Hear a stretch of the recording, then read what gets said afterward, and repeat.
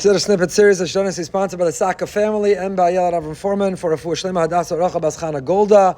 The 18th bracha of the Amida, the bracha of Modim. We've discussed the historical precedent, what Anshe Knesset Hagadola authored this bracha based on. We've discussed why it comes after Avoda, and we've discussed the nature of Modim, of Hoda'ah, and why this is a bracha that even if it's the only one we concentrate for, minimally we can fulfill concentrating the Amida, this bracha, because the foundation of all the brachas of the Amida is the recognition that we are dependent, that we need, that we submit, that we surrender, that we defer, that we literally bow to Hashem with gratitude, that everything that we have comes from here. The Kuzari writes in Maimer Shlishi, Rav Yehuda Alevi in his Kuzari writes, V'yachtom hamachazir shchina sol Tzion, the previous bracha, right before Modim, the 17th bracha concludes Hashem, whose Shechina will return to Tzion. V'yachshav b'libo shashchina nitzeves negdo. And you should see and picture as you make the bracha, Machazir Shechina Sol Tzion, Hashem, return your divine countenance, return your intense presence to Tzion.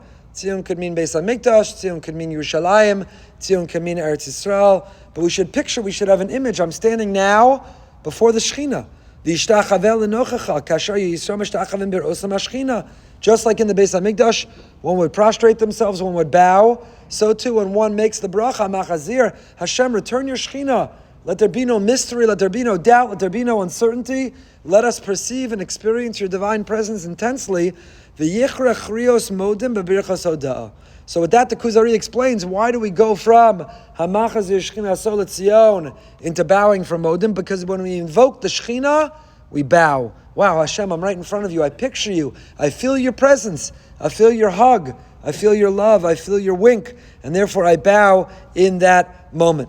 The word Modim, as we explained based on Rav Hutner and others, even before Rav Hutner, the word Modim has two meanings. The word Modim means an admission. The word Modim means gratitude. Every expression of gratitude is the admission, I need you. But there's a third meaning to the word Modim. Modim, if you look in Tanakh, also can mean mishtachavim. And we should have in mind all three definitions, all three interpretations. Modim anachnu lach. Modim, I admit I need you. I'm grateful to you. And I bow down in your direction, in recognition and expression, in gratitude for all that you do. The Das Kenim and Bali Atosos and Parshas Ekev writes, when the Torah tells us what does Hashem want from you, Ma, Gemara Chazal learn, the Gemara Menachos Daf Mem Gimel, Al Tikre Ma Ella Meya. This is the source for the obligation for 100 brachos every day. For a while I said someone should make an app to help us count. Did you hit your 100 brachos a day? And someone did. And I don't get any royalties from it. But 100 brachos every day, we have an obligation. Now, we're not going to get into it right now, but many days we have a head start. 19 brachos times 3 times a day, you're well on your way. Some birchas hanenin, you have a cup of coffee.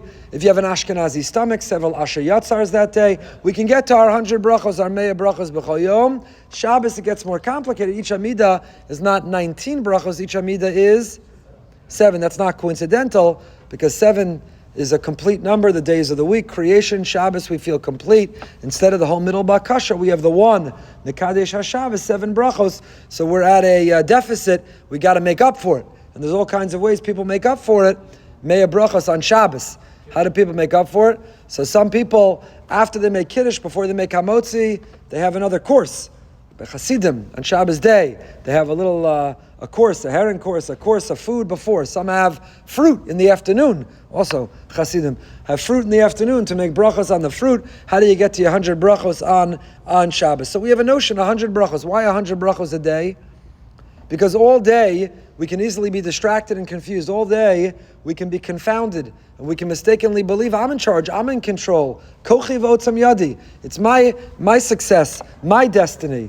100 times a day, stop, make a bracha, and remember this cup of water, this cup of coffee, this hamotzi, this asher yatzar. 100 times a day, we calibrate our compass and we remember we're nothing.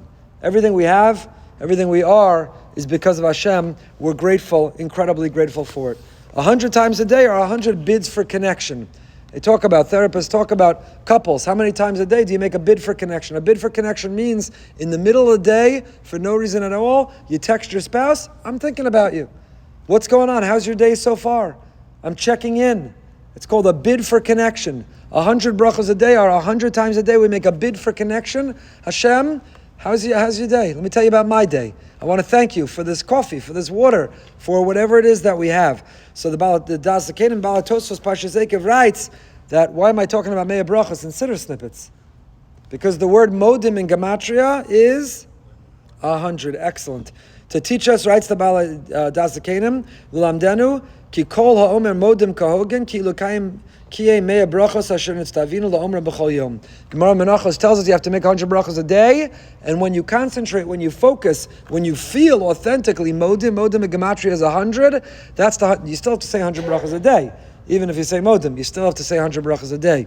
But it means, if you say Modim kahogim properly, authentically, sincerely, Ki'ilu, it's as if, in addition to the actual 100 brachos we recite, it's as if we said 100 brachos. Modim, gratitude. Now we'll pick up with Rabbi Yonasan Eibschitz next time. What if I'm not grateful? There's nothing particularly good in my day. Some people here have very hard days, difficult days, sad days, have challenging days. So if it's a difficult day, you don't feel grateful, what are you saying thank you for? Some days it doesn't feel like there's a lot to say thank you for. So Rabbi Yonasan Eibschitz has a beautiful insight of course, what we have to be grateful for each and every day, and what we should think about when we say Modim, and then we'll get to the actual tefillah of